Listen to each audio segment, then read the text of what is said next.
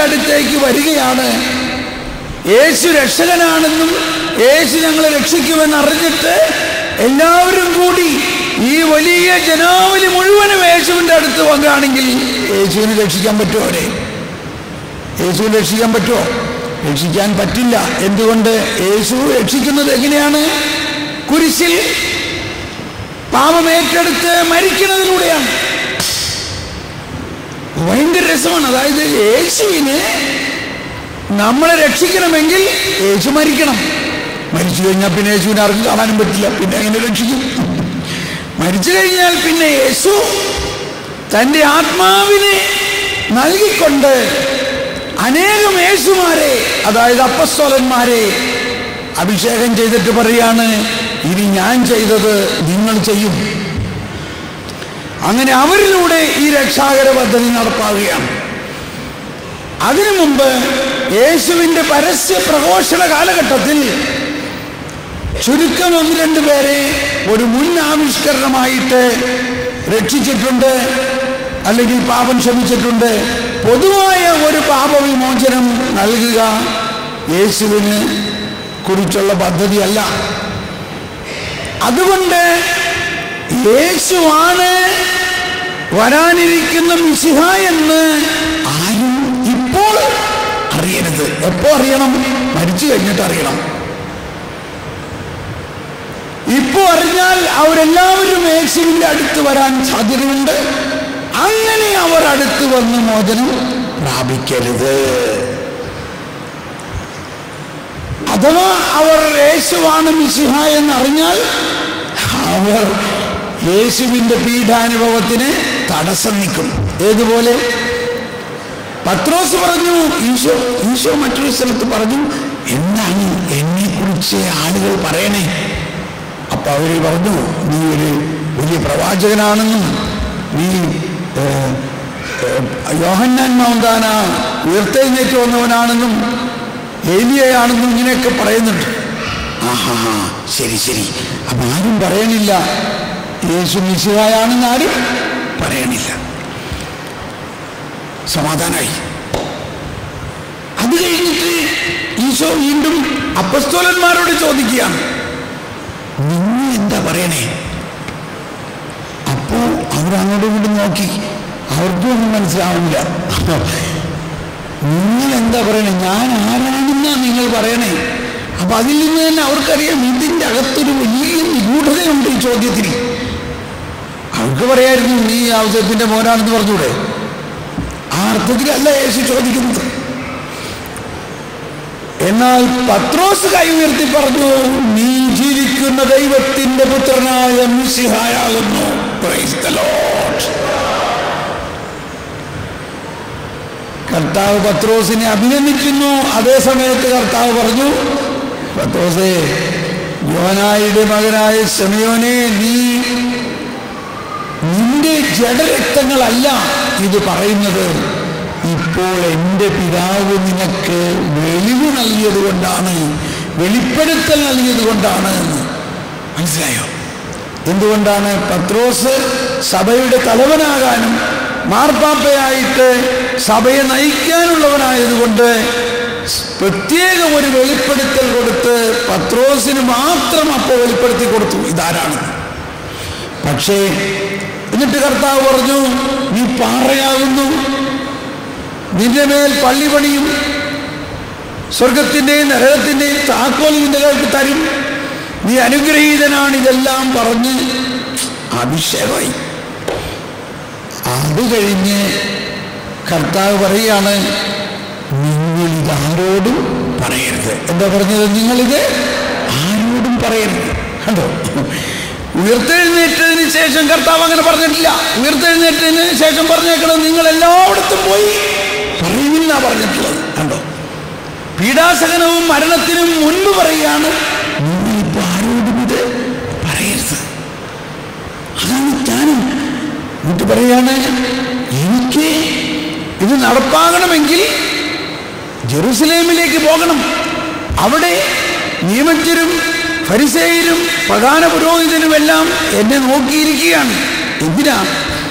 ഞാൻ അവരെന്നെ പാപികളുടെ കരങ്ങളിൽ ഏൽപ്പിച്ചു കൊടുക്കും, അവരെന്നെ പീഡിപ്പിക്കും, അവരെന്നെ മുഖത്ത് കാർപ്പിച്ച് തുപ്പും, അവരെന്നെ അടിക്കും, അവരെന്നെ കൊല്ലും. പക്ഷേ 3-ാം ദിവസം ഞാൻ ഉയർത്തെഴുന്നേക്കും. ഈ 3-ാം ദിവസം ഉയർത്തെഴുന്നേക്കുന്ന കാര്യം പത്രോസ് കേട്ടില്ലെന്നാ തോന്നണേ. പത്രോസ് ഇത്രയും കേട്ടു. അവരെന്നെ പീഡിപ്പിക്കും, മുഖത്തടിക്കും, കാർപ്പിച്ച് തുപ്പും, വസ്ത്രമൊരുക്കി മാറ്റും, എന്നെ കൊല്ലും. ഇങ്ങനെ കേട്ടാൽ നമ്മളുടെ ഒരു ഉറ്റ സുഹൃത്തിനെ പ്രതി ഇങ്ങനെ ആരെങ്കിലും പറഞ്ഞാൽ നമ്മളെന്ത് പറയും? അയ്യോ അങ്ങനെയാണെങ്കിൽ പോകട്ടോ. ഇത് തന്നെ പത്രോസ് പറഞ്ഞത്, അയ്യോ കർത്താവേ പോകണ്ട, ജെറുസലേമിലേക്ക് പോകണ്ട, അങ്ങ് ഇവിടെ തന്നെ നിൽക്ക്. ഇതാണ് മാനുഷിക ജ്ഞാനം, മാനുഷിക ചിന്ത. ഉടനെ 2 മിനിറ്റ് മുമ്പ് അനുഗ്രഹീതൻ, നീ അനുഗ്രഹീതനാണ്, നിന്റെ മേൽ എൻ്റെ പള്ളി പണിയെന്ന് പറഞ്ഞ് അനുഗ്രഹിച്ച ആ കർത്താവ് തന്നെ ഇപ്പൊ പറയാണ്, പത്രോസേ, പിശാചേ, നീ എൻ്റെ പിന്നോട്ട് പോവുക, നീ എനിക്ക് പ്രതിബന്ധമാണ്, നീ മാനുഷികമായി ചിന്തിക്കുന്നു, നിന്റെ ചിന്ത ദൈവികമല്ല എന്ന് പറഞ്ഞ് പത്രോസിനെ പറയാണ്, നീ എനിക്ക് പ്രതിബന്ധമാണ്. എന്തിനാണ് പത്രോസ് പ്രതിബന്ധം നിൽക്കുന്നത്? ഈശോയുടെ രക്ഷാകര പീഠാനുഭവത്തിന് പ്രതിബന്ധം നിൽക്കുന്നു. ഇപ്പൊ ഒരാള് യേശുവാണ് മിശിഹ എന്നറിഞ്ഞ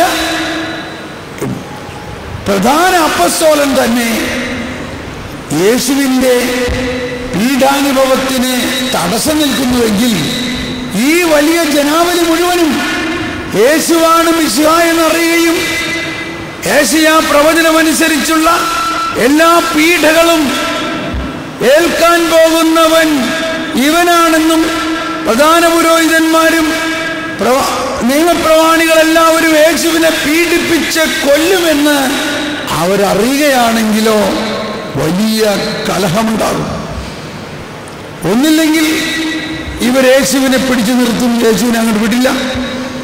അല്ലെങ്കിൽ അവരവിടെ പോയി എന്തെങ്കിലും ആക്രമണം നടത്താനും സാധ്യതയുണ്ട്, തടസ്സമുണ്ടാക്കാൻ സാധ്യതയുണ്ട്. അപ്പോൾ ഇനിയുള്ള വലിയ കാര്യങ്ങൾ ഇതിൻ്റെ പിന്നിലുള്ളത് കൊണ്ട് യേശുവിൻ്റെ 3 വർഷത്തെ പരസ്യ ജീവിതത്തിൽ യേശു ഏറ്റവും രഹസ്യമായി വെച്ചുകൊണ്ടിരുന്നത്, ഞാനാണ് മിശിഹ എന്ന് ഇവരിപ്പോൾ അറിയരുത്. അതുകൊണ്ടാണ് സുവിശേഷത്തിന്റെ ആദ്യഘട്ടങ്ങളിൽ പിശാച് വന്നിട്ട് ഇതിന്റെ ഇടയ്ക്ക് നിന്ന് പറയാണ്, നീയാണ് മിശിഹ എന്ന്. അപ്പോ കർത്താവ് പറഞ്ഞ് മിണ്ടാതിരിക്കണം. കാരണം പിശാച് വന്നേക്കണത് ഈ യേശു ഇപ്പൊ അറിയരുതെന്ന്, ഇപ്പൊ അറിഞ്ഞാൽ ഇവിടെ പ്രശ്നമാകും, അത് ഒഴിവാക്കാൻ വേണ്ടി അറിയാതെ വെച്ചിരുന്ന ഒരു കാര്യത്തെ പിശാച് എന്ന് പറയാണ്. ഇവൻ മിശിഹായാണെന്ന് ഇനി പിശാച് പറഞ്ഞിട്ട് വേണം അവർ വിശ്വസിക്കേണ്ടത്. അപ്പോൾ പിശാചുക്കൾക്ക് ഇതറിയാമായിരുന്നു. പിശാച് അതുകൊണ്ട് മുൻകൂട്ടി കലഹമുണ്ടാക്കാൻ വേണ്ടി അതിൻ്റെ ഇടയിൽ വന്നുകൊണ്ട് പിശാച് പറയാണ് ഇവൻ മിശിഹായാണ്. അപ്പോൾ കണിശമായിട്ട് പിശാചിനെ ശാസിച്ചു, നിങ്ങൾ മിണ്ടിപ്പോകരുത്, പിശാചിനോട് മിണ്ടിപ്പോകരുത് ശാസിച്ചു. അതെല്ലാം യേശു മിശിഹായാണെന്ന് ആ കാലഘട്ടത്തിൽ അറിയരുത്. അതുകൊണ്ടാണ് യേശു ഉപമകളിലൂടെ സംസാരിച്ചത്. Praise the lord. ഉപമകളിലൂടെ യേശു ഈ രക്ഷാകര രഹസ്യത്തിന്റെ ദൈവനീതിയുടെ സാരാംശം ജ്ഞാനവും വിത്തുപോലെ അവരുടെ ഉള്ളിൽ നിവേശിപ്പിച്ചു. എന്നിട്ട് പറഞ്ഞു, ദൈവരാജ്യത്തിന്റെ രഹസ്യം വയലിൽ വിതച്ച വിത്ത് പോലെയാണ്. ഉപമ അത് വിതച്ചവൻ ഉറങ്ങുകയും ഉണരുകയും ചെയ്താലും വിത്ത് താനെ മുളച്ചോളും. പക്ഷേ വിത്ത് അന്നത്തെ ദിവസം മുളയ്ക്കോ?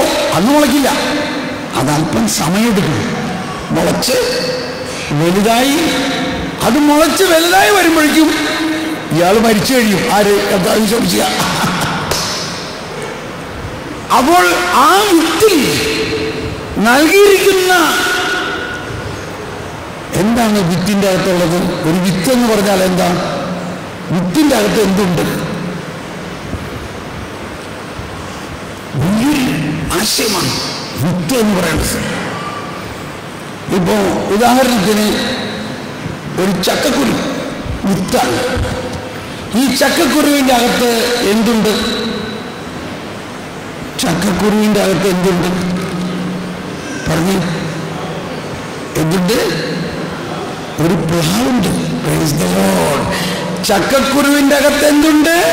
ഒരു പ്ലാവുണ്ട്. ആ പ്ലാവിൽ എന്തുണ്ട്? അനേകം ചക്കയുണ്ടാകും. ആ അനേകം ചക്കകളിൽ എന്തുണ്ട്? അനേകം ചക്കക്കുരുണ്ട്. ആ അനേകം ചക്കക്കുരുകളിൽ എന്തുണ്ട്? അനേകം പ്ലാവുകളുണ്ട്. മനസ്സിലായോ? വിത്ത്. അപ്പൊ വിത്തിന്റെ ഉള്ളിൽ ജീവൻ എന്ന് മാത്രമല്ല, ഒരു തലമുറ, ദൈവരാജ്യം മുഴുവനും ഒരു വിത്തിന്റെ അകത്തുണ്ട്. ആ അർത്ഥത്തിലാണ് ഈശോ പറയുന്നത് വചനം വിത്താണെന്ന്. ഈ ബൈബിളിലെ അല്ലെങ്കിൽ സുവിശേഷത്തിലെ യേശു നൽകിയ ആ വചനം ബൈബിളിലെ മറ്റു ഭാഗത്തുള്ള വചനങ്ങളിൽ നിന്നും വ്യത്യസ്തമാണ്. യേശു വചനം മാംസമായി ജനിക്കുകയും ആ വചനം മാംസമായ യേശു താനാകുന്ന വചനം മാംസത്തെ മനുഷ്യ ഹൃദയങ്ങളിലേക്ക് വിത്തുപോലെ പാകിക്കൊണ്ട് ആ വിത്ത് മുളച്ചു വളരുമ്പോൾ ആ മനുഷ്യരിലെല്ലാം യേശു വളരും. ആ മനുഷ്യരിൽ ആര് വളരും? യേശു വളരും. നമുക്കൊന്ന് സ്തുതിക്കാം. സ്വതന്ത്രമായി സ്തുതിച്ചുകൊണ്ട് യേശുവേ സ്തോത്രം. എന്താ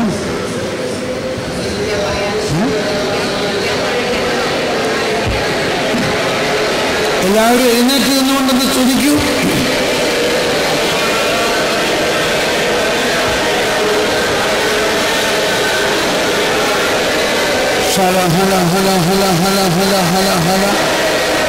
പരിശുദ്ധാത്മാവേ,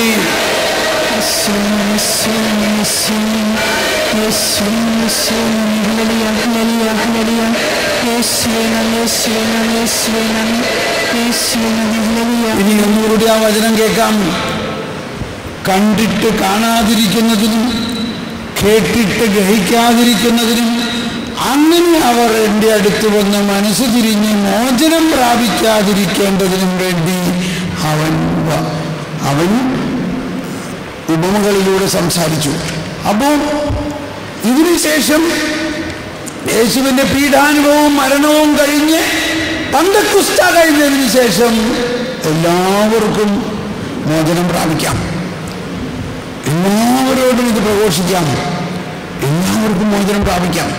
അപ്പൊ അതാണ് ആ ക്രോണോസ് ആൻഡ് കൈറോസ്. യേശുവിൻ്റെ പരസ്യ ജീവിത കാലഘട്ടത്തിൽ ആരും യേശുവിൻ്റെ അടുത്ത് നേരിട്ട് വന്ന് മോചനം പ്രാപിക്കാനല്ല രക്ഷാകര പദ്ധതി. പിന്നെ എപ്പോൾ മോചനം പ്രാപിക്കാനാ? യേശുവിൻ്റെ പരസ്യ ജീവിതം കഴിഞ്ഞ് യേശു മനുഷ്യരുടെ പാപങ്ങൾ ഏറ്റെടുത്ത് പീഡ സഹിച്ച് മരിച്ചുയർത്ത് കഴിയുമ്പോൾ എല്ലാവർക്കും മോചനം. Price the Lord. എല്ലാവരും ഇരിക്കാം. ഇപ്പൊ മനസ്സിലായോ? മനസ്സിലായോ? മനസ്സിലായോ? Price the Lord. ഒന്ന് കൈയടിച്ച് കർത്താവിന് നന്ദി പറയാം.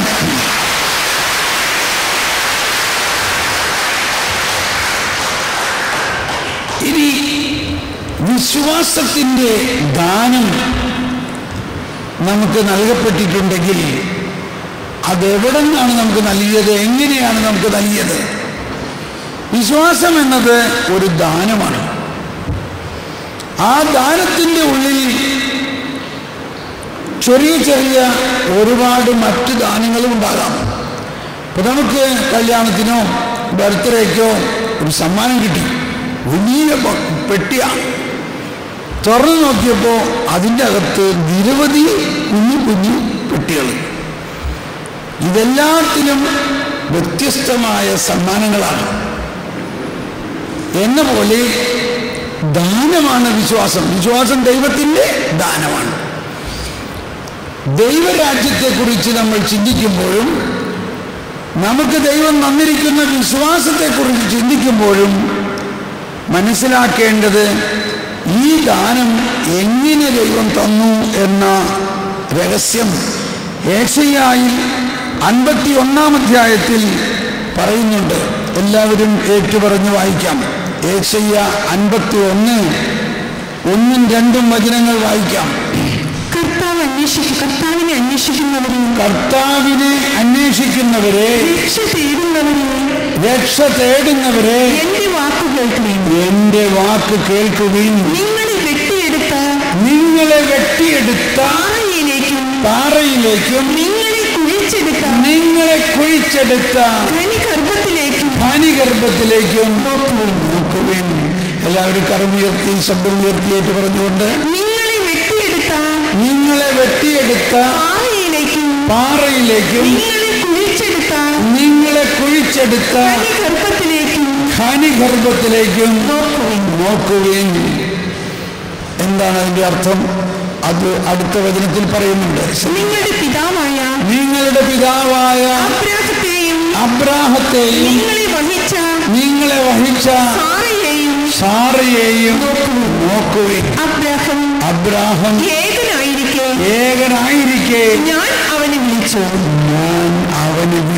ഞാൻ അവനെ അനുഗ്രഹിച്ചു, അവൻ വർദ്ധിച്ചു പെരുകി. ഇവിടെയാണ് വിശ്വാസത്തിന്റെ ആരംഭം. അവൻ ഏകനായിരിക്കെ, അബ്രാഹം ഏകനായിരിക്കെ ഞാൻ അവനെ വിളിച്ചു എന്ന് പറഞ്ഞാൽ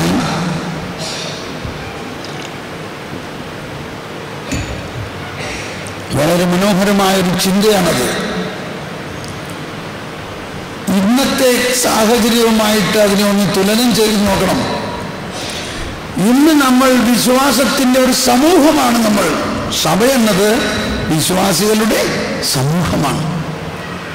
കാരണം ഇവിടെ ഇത്രയും പേർ വിശ്വാസികളാണ്. ഒരിടവക വിശ്വാസിയുടെ സമൂഹമാണ്. എന്നാൽ അന്ന് അങ്ങനെ ഒരു സമൂഹം ഉണ്ടായിരുന്നില്ല. അതാണ് അവൻ ഏകനായിരുന്നപ്പോൾ ഞാൻ അവനെ വിളിച്ചു എന്ന് പറയുന്നതിൻ്റെ അർത്ഥം. അവനെ വിളിച്ചു എന്ന് പറഞ്ഞാൽ ഞാൻ അവന് വിശ്വാസമെന്ന ദാനം കൊടുത്തു. വിശ്വാസമെന്ന ദാനം അബ്രാഹത്തിന് കൊടുത്തപ്പോൾ അതിനു മുമ്പ് അബ്രാഹത്തിന് വിശ്വാസം ഉണ്ടായിരുന്നോ? ഉണ്ടായിരുന്നോ? ഇല്ല. ഇതൊരു ദാനമായിട്ട് അബ്രാഹത്തിന് കൊടുക്കുകയാണ്. അതിന് ചിന്തിക്കാൻ മനോഹരമായ ഒരു ചിന്ത ഇങ്ങനെയാണ്. അബ്രാഹാം വയലിൽ ജോലി ചെയ്തുകൊണ്ടിരിക്കെ കർത്താവിൻ്റെ ശബ്ദം കേൾക്കുകയാണ്. അബ്രാഹാം, എവിടെ നിന്ന് ഈ വിളി വരുന്നത്? അപ്പൊ ആ വിളിയുടെ അകത്ത്, അല്ലെങ്കിൽ ഈ ശബ്ദത്തിൻ്റെ അകത്ത്, അത് വളരെ മനോഹരമാണ് ഇത് മനസ്സിലാക്കാൻ. ശബ്ദത്തിൻ്റെ അകത്ത് പല കാര്യങ്ങളും അടങ്ങിയിരിക്കുന്നു. ഇപ്പം നമ്മൾ വീട്ടിലിങ്ങനെ ഇരിക്കുമ്പോൾ, കഥ കടച്ചിരിക്കുമ്പോൾ പ്രാർത്ഥിക്കുകയായിരിക്കാം, എന്തെങ്കിലും ജോലി ചെയ്യാതിരിക്കാം, ഉടനെ നമ്മളൊരു ശബ്ദം കേട്ടു. അതിങ്ങനെയാണ്. ഇതെന്താ ശബ്ദം? കഥയിലാരോ മുട്ടുന്നു. ഈ ശബ്ദം നമ്മളിലേക്ക് എന്തെങ്കിലും ഒരു ആശയം പകരുന്നുണ്ടോ? എന്താശയമാണ് പകരുന്നത്? കഥക് തുറക്കണം, ഇല്ലേ? കഥക് തുറക്കണം. ഈ മുട്ട് കേട്ടാൽ ഉടനെ നമുക്ക് ആരോ കഥക് തുറക്കാൻ ആവശ്യപ്പെടുന്നു. അടുക്കളയിലെ ഭക്ഷണം പാകം ചെയ്തുകൊണ്ടിരുന്ന അമ്മ ഉടനെ ഓടിപ്പോയി കഥക് തുറക്കണം. ഇപ്പോ ആ മുട്ടി കഥക് തുറക്കൂ എന്നുള്ള ആശയം ഉണ്ടോ? മാത്രമല്ല ആ വ്യക്തിയെ ഒരു ആക്ഷൻ, ഒരു പ്രവൃത്തി ചെയ്യാൻ വലിക്കുകയാണ്, ഓടി വന്ന് കഥക് തുറക്കുകയാണ്. ഇനി ചിലവർക്ക് ഇപ്പം അമ്മമാര് അറിയാം ഓരോരുത്തരുടെ മുട്ട്. ഇത് അപ്പൻ മുട്ടണതാണ്, ഭർത്താവ് പറഞ്ഞ മുട്ട. കുട്ടികളുടെ മുട്ട് അറിയാം,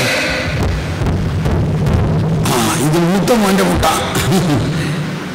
ഇങ്ങനെ ഓരോരുത്തരുടെയും മുട്ട് കേൾക്കുമ്പോ അമ്മയ്ക്കറിയാം ആരാണ് അവിടെ വന്നേക്കണേ. അറിയാമോ അമ്മമാര്?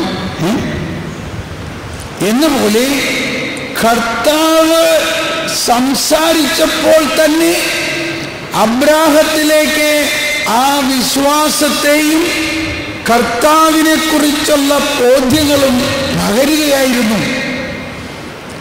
അവിടെ വേദപാഠം പഠിപ്പിക്കാനൊന്നും ആരും ഉണ്ടായില്ല. കർത്താവ് പറഞ്ഞ ആശയങ്ങളും ശബ്ദങ്ങളുമെല്ലാം അബ്രാഹത്തിലേക്ക് വിശ്വാസത്തിൻ്റെ ദാനം പകർന്നു. ഉൽപ്പത്തി പുസ്തകത്തിൽ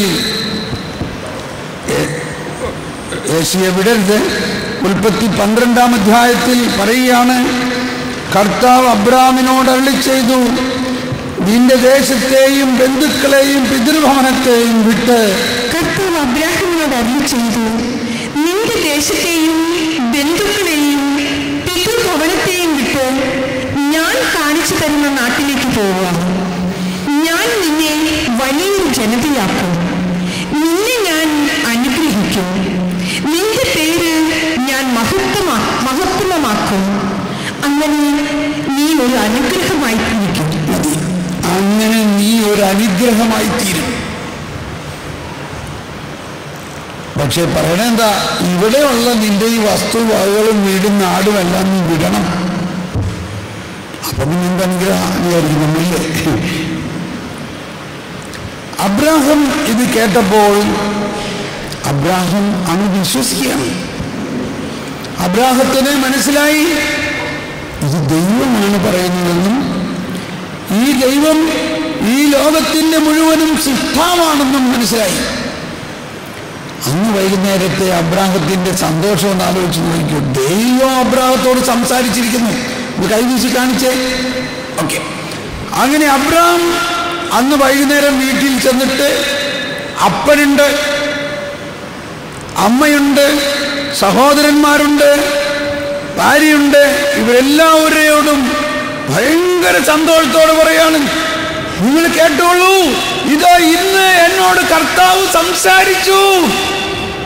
കർത്താവ് പറഞ്ഞു നിന്നെ ഞാനൊരു അനുഗ്രഹമാക്കുമെന്ന്. കർത്താവ് എന്നോട് സംസാരിച്ചു, ഞാൻ ഒച്ച കേട്ടു. ആദ്യം അബ്രാഹത്തിന്റെ സഹോദരൻ പറഞ്ഞു, ഇത് ശരിക്ക് പട്ടുകേസിയല്ല, ഇത് ഇദ്ദേഹത്തിന് എന്തോ പറ്റിയിട്ടുണ്ട്. അപ്പനാകെ അത്ഭുതപ്പെട്ടിട്ടാണ്, ഇവരെന്ത് പറ്റി? എന്താ? അന്ന് വരെ ദൈവം സംസാരിക്കുന്നതായിട്ട് അവർക്ക് ആർക്കും അറിയില്ല. അവരുടെ വീട്ടിൽ ഒരുപാട് ദൈവങ്ങളെ ഉണ്ടാക്കി വച്ചിട്ടുണ്ട്. മരം കൊണ്ടുള്ള ദൈവം, ചെമ്പ് കൊണ്ടുള്ള ദൈവം, കല്ലുകൊണ്ടുള്ള ദൈവം. അവർ പറയാണ്, കണ്ടോ ഞങ്ങളുടെ ഇവിടെ എന്തോരം ദൈവങ്ങളാണ് ഉള്ളത്, ഇതൊന്നും സംസാരിക്കണില്ലല്ലോ. പിന്നെ നീ എങ്ങനെയാ പറയണേ ദൈവം സംസാരിച്ചു? അത് ദൈവം അല്ല സംസാരിച്ചത്, നിനക്ക് വട്ട. ഇതാണ് അബ്രാഹം ഏകനായിരുന്നു എന്ന് പറഞ്ഞതിന്റെ അർത്ഥം. മനസ്സിലായോ? വിശ്വാസത്തിൽ അബ്രാഹം ഏകൻ. അബ്രാഹം ഈ പറയണ കാര്യം ഇവർക്കൊന്നും മനസ്സിലാവില്ല. ഇനി അടുത്ത കാര്യം അബ്രാഹം പറഞ്ഞപ്പോൾ ഇവർക്ക് ഭയങ്കര ദേഷ്യമായി. എന്താ അബ്രാഹം അടുത്ത കാര്യം പറഞ്ഞത്? എന്നോട് സംസാരിച്ച ആ ദൈവം. അപ്പൊ ഇവര് നീ ദൈവം എന്ന് പറയില്ലടാ, നിന്നോട് ആരോ സംസാരിച്ചത് നിനക്ക് തോന്നണതാ. അല്ല, അത് ദൈവമാണ്. ആ എന്നാ ശരി, എന്താ പറഞ്ഞു? ആ ദൈവം പറയാണ്, നിന്റെ എല്ലാ സമ്പത്തും വീടും അപ്പനെയും എല്ലാം വിട്ട്, നിന്റെ പിതൃഭവനം വിട്ട് അങ്ങ് ദൂരദേശത്തേക്ക് പോണം. കണ്ടോ? സംശയമുണ്ടോ നിനക്ക് വട്ടാണെന്നുള്ളതിന്? ഇങ്ങനെ ആരെങ്കിലും ദൈവം പറയോ? ഇത് നിന്റെ സ്വന്തം, നിന്റെ അപ്പന്റെ ജന്മാവകാശമാണ് നിനക്ക് ഞാൻ തന്നിരിക്കണം. ഇത്രയും ഏക്കറുകള് സ്വത്തും ഇത്രയും ആടുമാടുകളും ഇതൊക്കെ നിനക്കുള്ളതാണ്. ഇതെല്ലാം വിട്ടിട്ട് പോകണമെന്ന് പറയണത് ദൈവമാണോ? ഇത് കൈവീശി കാണിച്ചേ. Praise the Lord. അതാണ് അവൻ ഏകനായി. അവൻ ഏകനാണ്. എന്തുകൊണ്ട് അവൻ ഏകനായി? വിശ്വാസം കിട്ടിയതുകൊണ്ട്. വിശ്വാസം കിട്ടിയത് കൊണ്ട് അവനിപ്പോ എന്ത് പറ്റിയിരിക്കുന്നു? അവൻ ഏകനായിരിക്കണം. ഈ വിശ്വാസത്തോടെ ഒക്കാനായിട്ട് അവന്റെ വീട്ടിൽ ആരുമില്ല. സത്യം പറയുകയാണെങ്കിൽ വിശ്വാസികളായ നമ്മളുടെയും അവസ്ഥ ഒരു വിധത്തിൽ ഇങ്ങനെ തന്നെയാണ്. കാരണം നമ്മൾക്കെല്ലാവർക്കും വിശ്വാസമുണ്ടെങ്കിലും ഓരോരുത്തരെയും ദൈവം വിളിച്ചിരിക്കുന്നത് മറ്റുള്ളവർക്ക് മനസ്സിലാകാത്ത ഭാഷയിലാണ്. എനിക്ക് 40 വയസ്സായപ്പോൾ ഇതുപോലെ തന്നെ അബ്രാഹത്തിനോട് പറഞ്ഞ മാതിരി തന്നെ, നീ നിന്റെ എഞ്ചിനീയറിംഗ് ജോലിയും ഇത്രയും നല്ല ശമ്പളം കിട്ടുന്ന ഉദ്യോഗം ഇതെല്ലാം വിട്ട് ഞാൻ പറയുന്ന ദേശത്തേക്ക് പോവുക, എനിക്ക് വേണ്ടി സുവിശേഷം പ്രഘോഷിക്കുക. ഒരാളും സമ്മതിച്ചില്ല എന്നുള്ളതാണ്. ഒരാളും സമ്മതിച്ചില്ല. പല വൈദികരോട് വരെ ഞാൻ പറഞ്ഞപ്പോ, നീ ഒരു കുടുംബസ്ഥനാണ്, നീ അതുകൊണ്ടേ നിന്റെ കുടുംബകാര്യമൊക്കെ നോക്കിയിരുന്നിട്ട് വൈകുന്നേരങ്ങളിലും ഞായറാഴ്ചകളിലും ഒഴിവുള്ള സമയത്ത് നീ വചനം പറഞ്ഞോ.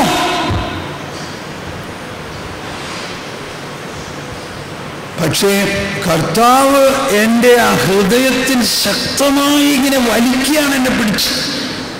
നീ എനിക്ക് വേണ്ടി വരാമോ? നീ എനിക്ക് വേണ്ടി പോകണം. പൂർണ്ണമായിട്ട് നീ എനിക്ക് വേണ്ടി വിട്ടുകൊടുക്കണം. എനിക്ക് വേറെ ഒരു ജോലിയും ചെയ്യാൻ പറ്റുന്നില്ല. എന്നാൽ ഒരുപാട് സ്ഥലത്ത് എന്നെ വചനപ്രഘോഷണത്തിന് വിളിച്ചുകൊണ്ടേയിരിക്കണം. അങ്ങനെ എല്ലായിടത്തും വചനപ്രഘോഷണത്തിന് വിളിച്ച് എൻ്റെ ജോലിക്കോ പോകാനോ എനിക്ക് പറ്റാണ്ടായും അങ്ങനെ സാവധാനം അതെല്ലാം വിട്ടു. എൻ്റെ കൂട്ടുകാരായ പലരും എനിക്ക് പ്രത്യേകം ഉണ്ടായിരുന്ന ചില കഴിവുകൾ അവർക്കറിയാം. ആ കഴിവുകളെല്ലാം ഇവൻ കളഞ്ഞല്ലോ എന്ന് പറഞ്ഞ് അവരും ദുഃഖിച്ചു. അവർ പറഞ്ഞു, ഇവൻ ഈ ബൈബിളും കക്ഷത്തിൽ വെച്ച് എത്ര നാൾ നടക്കുമെന്ന് നമുക്കറിയാലോ, കുറെ കഴിയുമ്പോൾ ഇവൻ തന്നെ മടങ്ങി വരും എന്ന് എന്നോട് നേരിട്ട് പറഞ്ഞിട്ടതാ. അപ്പൊ ഞാൻ പറഞ്ഞു, ഒരിക്കലും അവസാനിക്കാത്തതായ ഒരേ ഒരു ജോലിയുള്ളത് എന്താ? ദൈവരാജ്യത്തിന്റെ ജോലിയാണ്. ഈ രാജ്യമെല്ലാം അവസാനിക്കും. പക്ഷെ അവർക്കതൊന്നും മനസ്സിലായില്ല. എനിക്ക് കൃത്യമായ ബോധ്യമായിരുന്നു ദൈവം എന്നെ വിളിച്ചിരിക്കുന്നുവെന്ന്. അപ്പോ അബ്രാഹത്തിന്റെ വിശ്വാസത്തിന്റെ പാറയുടെ ഒരു കഷ്ണമാണ് നമ്മളെന്നാണ് യേശയ്യ പറഞ്ഞത്. യേശയ്യ 51 പറയണത് എന്താ? കർത്താവിനെ അന്വേഷിക്കുന്നവരെ, എല്ലാവരും ശബ്ദം ഉയർത്തിയേറ്റ് പറഞ്ഞുകൊണ്ട്, കർത്താവിനെ അന്വേഷിക്കുന്നവരെ, രക്ഷ തേടുന്നവരെ, എന്റെ വാക്കു കേൾക്കുകയും നിങ്ങളെ വെട്ടിയെടുത്ത പാറയിലേക്കും നിങ്ങളെ കുഴിച്ചെടുത്ത ഖനിഗർഭത്തിലേക്കും നോക്കുകയും. അത് ശരിക്കും പറയണില്ല. നിങ്ങൾ ഒന്നെല്ലാവരും ഉച്ചത്തിലൊന്ന് പറഞ്ഞ്, നിങ്ങളെ വെട്ടിയെടുത്ത പാറയിലേക്കും നിങ്ങളെ കുഴിച്ചെടുത്ത ഖനിഗർഭത്തിലേക്കും നോക്കുവിൻ. ഇപ്പൊ ബൈബിളില്ലാത്തവർക്ക് ഭയങ്കര പ്രയാസം. ഇങ്ങനെയൊക്കെ എൻ്റെ ബൈബിളിൽ എഴുതിയിട്ടുണ്ടോ? ബൈബിൾ ഉണ്ടായിരുന്നെങ്കിൽ ഒന്ന് വായിക്കായിരുന്നു ഇല്ലേ? പലരും ഈ വചനം ആദ്യമായിട്ടാ കേൾക്കണേ അല്ലേ? ഇതൊന്നും കേട്ടിട്ടില്ല.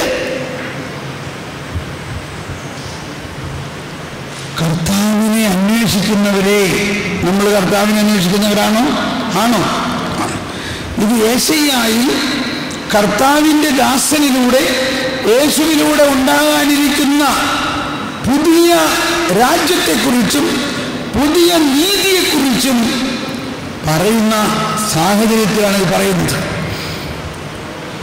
രക്ഷ തേടുന്നവരെ, എൻ്റെ വാക്ക് കേൾക്കുവിൻ, നിങ്ങളെ വെട്ടിയെടുത്ത പാറയിലേക്കും എന്ന് പറഞ്ഞെല്ലാവരും നിങ്ങളെ വെട്ടിയെടുത്ത പാറയിലേക്കും നിങ്ങളെ കുഴിച്ചെടുത്ത ഹനിഗർഭത്തിലേക്കും നോക്കുവിൻ. നമ്മള് വീട്ടില് മാർബിളോ ഗ്രാനൈറ്റോ ഒക്കെ ഇടാൻ വേണ്ടി ഗ്രാനൈറ്റ് മേടിക്കാൻ പോയി വിചാരിക്കാം. ഗ്രാനൈറ്റ് മേടിക്കാൻ പോകുമ്പോൾ നമ്മുടെ മനസ്സിൽ ചില സങ്കല്പങ്ങളുണ്ട്. ഇന്ന കളർ വേണം, ഇന്ന ഡിസൈനുള്ള ഗ്രാനൈറ്റ് മേടിക്കണം. അവിടെ ചെന്ന് കഴിഞ്ഞപ്പോൾ കടയിലെ ഷോറൂമിൽ ചെറിയ ചെറിയ കഷ്ണങ്ങൾ കുറേ ഇങ്ങനെ വെച്ചിട്ടുണ്ട്. അപ്പോൾ നമ്മൾ പറഞ്ഞു ഗ്രാനൈറ്റ് മേടിക്കാനാണ് വന്നേക്കണേ, ഇത്ര സ്ക്വയർ ഫീറ്റ് ഏരിയ വേണം, ഇത്ര നീളം ഇത്ര വീതിയിലുള്ള വേണം. തരാം, ആദ്യം നിങ്ങളതിന് ഏത് ടൈപ്പ് ഡിസൈനാണ് വേണ്ടതെന്ന് നിങ്ങൾ ആദ്യം സെലക്ട് ചെയ്യണം, നിങ്ങൾ തന്നെ തിരഞ്ഞെടുക്കണം. ഇപ്പം നമ്മൾ കാണിച്ചു തന്നു, ഇത് നല്ല കറുത്ത കല്ല്, വേറൊന്നിൽ ആ കറുത്തതിന് നല്ല വെളുത്ത പൊട്ട് ഉള്ളത്. ഇതൊന്നും അവരാരും ഉണ്ടാക്കിയിരിക്കുന്നതല്ല, അതിൻ്റെ ആ പാറയുടെ ഒരു കഷ്ണമാണത്. ഗ്രാനൈറ്റ് എന്ന് പറയുന്നത് ഒരു പാറയാണ് അല്ലേ? ആ പാറയിലെ ഒരു കഷ്ണം എടുത്തുകൂടെ വെച്ചിരിക്കുകയാണ്. ഈ ഡിസൈനുള്ള പാറയുണ്ട്, ചുമന്ന അതിൻ്റെ ഇടയ്ക്ക് പൂക്കളുള്ള ഡിസൈനുള്ള പാറയുണ്ട്. ഒരു ഡിസൈനും ഇല്ലാത്ത പ്ലെയിൻ ബ്ലാക്ക് കറുത്ത പാറയുണ്ട്. ഏതാ വേണ്ടേ? നമ്മൾ ഇതിൻ്റെ ഒരു കഷ്ണം കണ്ടിട്ട് പറയുകയാണ് എനിക്ക് ഇത് മതി. ശരി, പായോ, നമ്മളെ കൊണ്ടുപോവുകയാണ്. ഇനി എവിടേക്കാ കൊണ്ടുപോകണേ? ഈ കഷ്ണം ഏത് പാറയിൽ നിന്ന് എടുത്തോ ആ പാറയെ ഇങ്ങനെ സ്ലൈസായിട്ട് മുറിച്ച് പലകയാക്കി വെച്ചിരിക്കുകയാണ്. എല്ലാവരും ഒന്ന് കരമുയർത്തിയേ. ഇപ്പൊ എന്താ കേട്ടേ? ഉറക്കത്തിൽ കേട്ട ആൾക്കാരെന്ന് പറഞ്ഞേ, ഒരു പാറയുടെ കഷ്ണത്തിന്റെ കാര്യം പറഞ്ഞത്. അപ്പൊ നമുക്ക് നല്ല വിശ്വാസമാണ്, ഈ കഷ്ണത്തിൽ കണ്ടത് തന്നെ ആയിരിക്കും ആ പാറയിലുള്ളത്. വിശ്വാസമാണോ? എന്നിട്ട് നമ്മൾ ആ ഒറ്റ പാറ കച്ചവടമാക്കുകയാണ്, അതിനെ മുറിച്ച് പലകയാക്കി നമ്മൾ വാങ്ങുകയാണ്. അപ്പോ ആ പാറയുടെ കഷ്ണത്തിൽ ആ പാറയുടെ സാരാംശം മുഴുവനുമുണ്ട്. അതാണ് പറയുന്നതിന്റെ അർത്ഥം. നിങ്ങളെ വെട്ടിയെടുത്ത പാറയിലേക്ക് നോക്കുവിൻ. നമ്മൾക്ക് ഇന്ന് ദൈവത്തിലുള്ള വിശ്വാസം തന്നിരിക്കുന്നത് അബ്രാഹാം എന്ന പാറയിൽ നിന്നാണ്. നമ്മൾ ഓരോരുത്തരും അബ്രാഹാം എന്ന പാറയുടെ ഒരു കഷ്ണമാണ്. Price the Lord. അന്ന് കർത്താവ് അബ്രാഹത്തിനോട് പറഞ്ഞു, നീ നോക്കുവിൻ അബ്രാം, ആകാശത്തിലെ നക്ഷത്രങ്ങളെ നീ കാണുന്നുണ്ടോ? കർത്താവേ, നീ അവയെ ഒന്ന് എണ്ണാമോ? അതെങ്ങനെ എണ്ണാൻ പറ്റുക? എന്നാൽ ഞാൻ നിന്നോട് പറയുന്നു, എല്ലാവരും കരമുയർത്തി, ഞാൻ നിന്നോട് പറയുന്നു, ആകാശത്തിലെ നക്ഷത്രങ്ങളെ പോലെയും കടൽ തീരത്തെ മണൽത്തരികൾ പോലെയും ഞാൻ നിനക്ക് മക്കളെ തരും. ഹല്ലേലൂയ. അബ്രാഹാം ഒട്ടും സംശയിക്കാതെ വിശ്വസിക്കുകയാണ്. എന്നാൽ അബ്രാഹത്തിന്റെ അപ്പോഴത്തെ അവസ്ഥ എന്താ? അബ്രാഹാം പ്രായമായി, ഭാര്യ വന്ധ്യയാണ്. എങ്കിലും അബ്രാഹത്തിന് കൊടുത്ത വിശ്വാസത്തിന്റെ പാറയുടെ അർത്ഥം എന്താണ്? വിശ്വാസം എന്നത് കാണപ്പെടാത്തവ ഉണ്ട് എന്ന ബോധ്യം. അബ്രാഹത്തിനോട് പറയുകയാണ്, അബ്രാഹാം വയസ്സായി കുഞ്ഞുങ്ങൾ ഉണ്ടാക്കാൻ യാതൊരു കഴിവുമില്ലാത്ത അവസരത്തിൽ പറയുകയാണ്, നിനക്ക് കുഞ്ഞുങ്ങളുണ്ടാകും, നിന്റെ സന്തതി പരമ്പര ഈ ആകാശത്തിലെ നക്ഷത്രങ്ങൾ പോലെ വികസിക്കും. അബ്രാഹാം അത് വിശ്വസിച്ചു. അങ്ങനെ കുറെ കഴിഞ്ഞിട്ടും കുഞ്ഞുണ്ടാവുന്നില്ല. അങ്ങനെയിരിക്കെ സാറ വയസ്സ് കൂടി എന്ന് പറഞ്ഞാൽ സാറയുടെ സാറയുടെ ഗർഭം വരണ്ടു. ഗർഭം വരണ്ടു എന്ന് പറഞ്ഞാൽ സാറയുടെ ആർത്തവദശ അവസാനിച്ചു. സാറ മെനോപ്പസിലേക്ക് പ്രവേശിച്ചു. സാറ ശരിക്കും വയസ്സായി. അപ്പൊ ഒരു സ്ത്രീയിൽ ആർത്തവദശ ഉണ്ടായിക്കൊണ്ടിരിക്കുന്നിടത്തോളം സമയം അവൾക്ക് പ്രത്യാശയുണ്ട് ഉണ്ടാകുമെന്ന്. അത് കൈവീശി കാണിച്ച്. എന്നാൽ ഇവിടെ സാറയുടെ ആർത്തവദശ അവസാനിച്ചു. പ്രകൃതിദത്തമായി അവൾക്കുണ്ടാകുന്ന ആ ആർത്തവം കഴിഞ്ഞു. ഇനി കുഞ്ഞുണ്ടാവൂ? ഇനി കുഞ്ഞുണ്ടാകാനുള്ള യാതൊരു സാധ്യതയുമില്ല. അത്രയും കർത്താവ് നോക്കിയിരിക്കുകയായിരുന്നു. ഇവളുടെ ആർത്തവം അവസാനിക്കട്ടെ. എന്തിനാ? അപ്പോൾ കർത്താവ് എന്ന് പറയാണ്, ഇനി കൃത്യം അടുത്ത വർഷം നിനക്ക് കുഞ്ഞുണ്ടാകും. ഇത് കൈവീശി കാണിച്ചേ. അബ്രാഹാം അത് വിശ്വസിച്ചു. അതാണ് നിന്നെ വെട്ടിയെടുത്ത പാറയിലേക്കും നിന്നെ കുഴിച്ചെടുത്ത ഖനിഗർഭത്തിലേക്ക് നോക്കുവിൻ. ഏതാണ് ഈ ഖനിഗർഭം? സാറയുടെ ഗർഭമാണ്. സാറയുടെ വരണ്ട ഗർഭത്തിൽ സാധാരണ മാനുഷികമായി പ്രകൃതിദത്തമായി ഒരു കുഞ്ഞുണ്ടാകാൻ യാതൊരു സാധ്യതയുമില്ലാത്ത അവസ്ഥയിൽ കർത്താവ് പറയാണ്, ഇനി നിനക്കൊരു കുഞ്ഞുണ്ടാകും. അത് വിശ്വസിക്കാനുള്ള വിശ്വാസം അബ്രാഹത്തിന് കൊടുത്തു. അബ്രാഹാം അത് വിശ്വസിച്ചു. അപ്പൊ എന്തുണ്ടായി? കുഞ്ഞുണ്ടായി. ഇപ്പൊ കുഞ്ഞെങ്ങനെ ഉണ്ടായി? വിശ്വാസത്തിലൂടെ ഉണ്ടായി. അബ്രാഹത്തിന്റെയും സാറയുടെയും ശാരീരിക